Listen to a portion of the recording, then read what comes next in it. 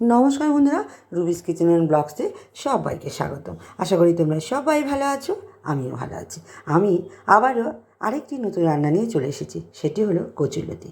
প্রথমে আমি কচুলতিগুলো ভালো করে কেটে নিয়েছি, কেটে ধুয়ে প্রেশার কুকারে একটা সিটি দিয়ে নিয়েছি, দিয়ে জল ঝরিয়ে রেখে দিলাম। আর এদিকে একটা মশলা বানিয়ে নিয়েছি, লঙ্কার গুঁড়ো, জিরের গুঁড়ো, হলুদ গুঁড়ো, আর দিয়ে নিয়েছি সর্ষের গুঁড়ো। আজকে সর্ষে বেটে দেবো না, আজকে গুঁড়ো মশলা সব ব্যবহার করছি। দিয়ে 1 থেকে 2 মিনিট আমি ভিজিয়ে রেখে দেবো।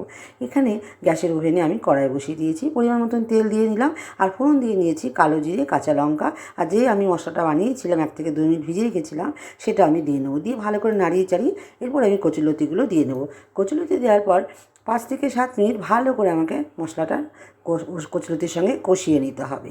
এখানে একটুকু তোমরা জল ব্যবহার করবে না, কারণ কচুলতির মধ্যে যে পরিমাণে জল থাকে সেখানে বেরিয়ে থাকবে, এর মধ্যে তোমাদের ভালো করে কষাতে হবে যাতে একটুকু জল না থাকে। কষিয়ে নিয়ে দেখো আমার কচুলতি একদম রেডি হয়ে গেছে। আর কড়াইয়ের সঙ্গে যখন লেগে যাবে কচুলতিগুলো, তখনই বুঝবে কচুলতি রেডি হয়ে গেছে। এখন আমি একটা পাত্রের মধ্যে নামিয়ে নেব। আমার ভিডিওগুলো যদি তোমাদের ভালো লেগে থাকে অবশ্যই লাইক, কমেন্ট, শেয়ার করবে আর সাবস্ক্রাইব করে দেবে। চলো আজকে এই পর্যন্ত, সবাই ভালো থেকো, সুস্থ থেকো।